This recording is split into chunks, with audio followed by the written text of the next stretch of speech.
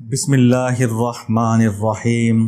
ذی الحج کے 10 دن تیزی سے گزر رہے ہیں۔ ان 10 دنوں کی عبادت کا ثواب بہت زیادہ ہے۔ یہ دن بھی برکت اور ثواب والے ہیں اور راتیں بھی رحمتوں سے بھری پڑی ہیں، اور یہ دن ہمیں شاید دوبارہ نصیب ہو یا نہ ہو، تو اس دن سے فائدہ اٹھا لیں۔ ان دنوں میں ایک ایسا خاص عمل کیا جاتا ہے کہ جس کے کرنے سے انسان کی ہر جائز حاجت، ہر جائز مطالبہ پورا ہو جاتا ہے۔ انسان کی سوچ میں جو کچھ بھی آتا ہے، جو کچھ بھی وہ اللہ تعالیٰ سے مانگنا چاہتا ہے اور یہ چاہتا ہے کہ اس کی مراد پوری ہو جائے، تو یہ دن بہت اہم ہے۔ اگر ان دنوں میں یہ وظیفہ کیا جائے، جو کہ خاص طور پر انہی دنوں کا وظیفہ ہے، یہ ایسے دن ہے کہ جن دنوں کا انتظار ساری دنیا کرتی ہے کہ کبھی یہ دن آئیں اور ہم یہ وظیفہ کریں، کیونکہ ان بابرکت دنوں میں وظیفہ کرنے سے انسان کی وہ خواہشات پوری ہو جاتی ہیں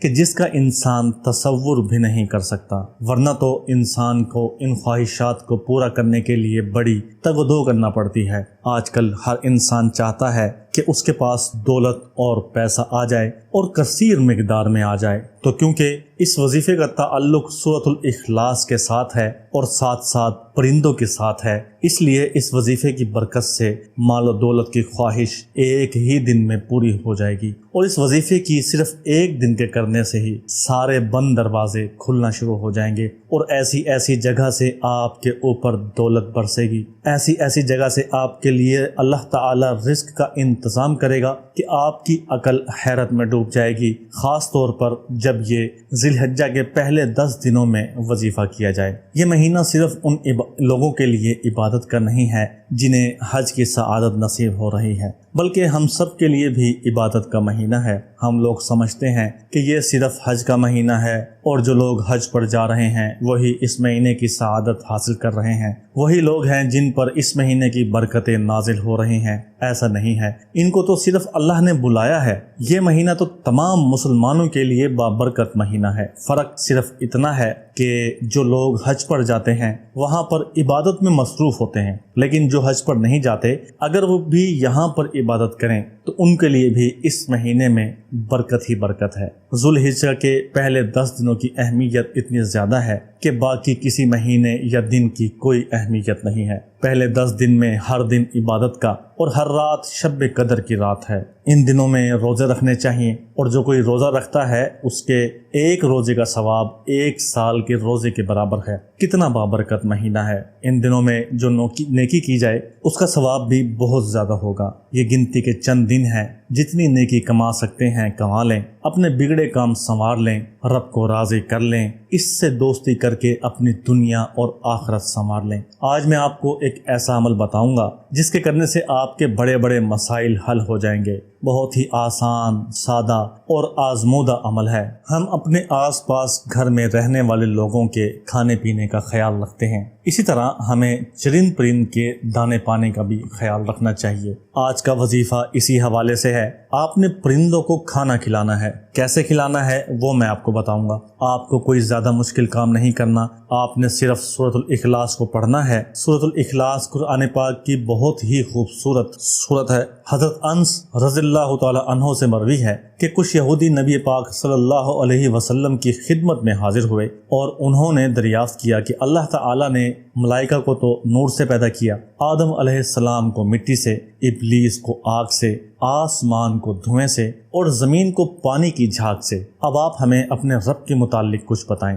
نبی کریم صلی اللہ علیہ وسلم نے سورۃ الاخلاص کو پڑھا، جو کہ اسی وقت حضرت جبرائیل علیہ السلام ان لوگوں کے جواب میں لے کر آئے تھے۔ اس سورت کا ترجمہ بھی کتنا خوبصورت ہے۔ ایک اور جگہ حضرت ابو ہریرہ رضی اللہ تعالی عنہ سے روایت ہے کہ رسول اللہ صلی اللہ علیہ وسلم نے ارشاد فرمایا کہ سب لوگ جمع ہو جاؤ، میں تمہیں آج 1/3 قرآن سناؤں گا۔ جب سب صحابہ رضی اللہ تعالی عنہ کرام جمع ہو گئے تو آپ صلی اللہ علیہ وسلم تشریف لائے اور سورۃ الاخلاص کی تلاوت کی اور ارشاد فرمایا یہ سورت 1/3 قرآن پاک کے برابر ہے۔ کہتے ہیں کہ ایک شخص کو سورۃ الاخلاص سے بہت محبت تھی اور وہ اس سورت کو ہر نماز کی کرت کے اختتام پر پڑھتا تھا۔ اللہ تعالی نے اس سورت سے محبت کی وجہ سے اس شخص کو جنت میں داخل کر دیا۔ آج کا وظیفہ بھی سورۃ الاخلاص کے بارے میں ہے۔ آپ نے زیادہ کچھ نہیں کرنا، بس یہ جو گنتی کے برکتوں رحمتوں والے دن ہیں انہیں ضائع نہیں کرنا،